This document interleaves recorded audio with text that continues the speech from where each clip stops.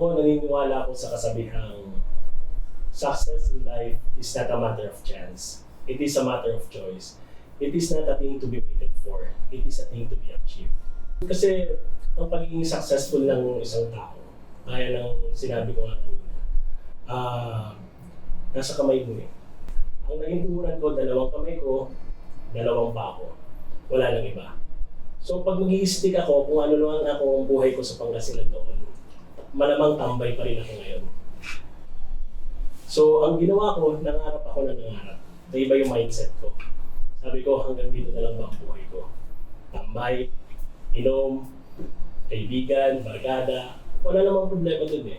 Pero ang ginawa ko, tinibak yung mindset ko. Sabi ko, gaya na sinabi ko nga, pag may dumadaang aeroplano, sinisilip ko, paano ko naman ma-achieve yun kung nakatambay lang ako? Kaya ang ginawa ko, nangarap ako na nangarap.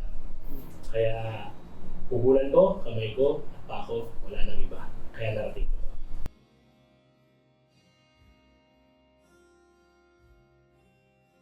Isa daw akong isnabero, isa daw akong antipatiko, at isa din akong nakaka-intimidate daw ako. Which is actually, ewan ko ba't nila sinasabi yun, hindi naman ako gano'n.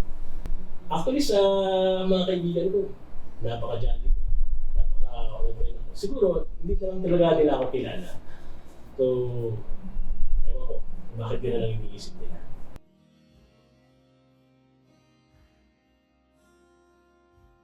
Actually, pangarap ko talagang maging chef. So, kung hindi ako naging piloto, malamang isa akong tagaluto. Mahilig ako magluto. Ako ang nagluluto sa amin. Sa bahay namin, sa bahay sa probinsya, sa Pangasinan. Ako na mamalengke, ako na namimili ng mga ingredients. So, paborito ko magluto. Pinangarap ko magkaroon ng restaurant. Actually, nagtayo pa ako ng karinderya. Para matupad yung pangarap ko maging chef. Kaso hindi pilala. Nalugi.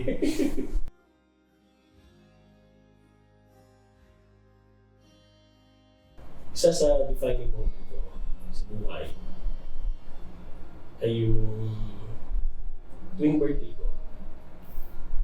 Ay, tuloy ako. I used to spend my birthday sa bahay Ampunan, sa Home for the Aged, at saka sa mga batang lansangan. Hindi nila alam yun. Ako, yung kasama ko, sila lang nakakaalam. Pinaplano ko yun every birthday ko. Pero never ako nag-post, never ko yung pinagmalaki, o kahit. Kasi yung pangarap ko yung makatulong ko nang wala nakakaalam. Kasi ang pagtulong naman, hindi naman dapat ipalam yan. So yun ang talagang defining moments ko tuwing birthday ko. Isa din sa defining moments ng buhay ko. Kasi after graduation, ang alam ko lang is, piloto na ako, lisensyado na ako, okay na. Kaso, nagbago ang lahat nung naging tatay ako. When I became a father. So, nag-iba yung mindset ko, nag-iba yung perceptions ko. Dati lang, gusto ko, trabaho, okay na. Kaya lang, hindi ganun nung nagkaroon ako ng family. Kailangan kong kumita. Ganun pala yun. Pag nagkaroon ka lang. So, start lang. Napakahirap. Pero, para sa mga pinakaya.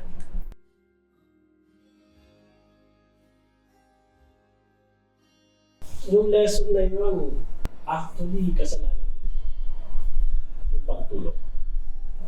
Too much akong tumulong. Kasi pag tumulong ako sobra-sobra, kaya nagagalit ang tatay ko, nanay ko, at ang family ko. Dahil yung pagtulong ko, kahit wala na ako, binibigay ko. Kaya galit na galit sila sa akin. Lagi nila sinasabi, yan, tutulungan na naman. Lagi nila akong pinapagalitan. So, marami akong natulungan, kaya lang, yung mga natulungan ko, kinalimutan na ako. Pero okay lang. Maalala nila ako, okay lang. Makalimutan nila ako, okay lang. At least natulungan ko sila. Lagi nila sinasabi sa akin, yung pagtulong ko, yun ang problema sa akin. Pero, para sa akin, kaya ako naging ganito dahil sa pagtulong. Kaya naging successful ako.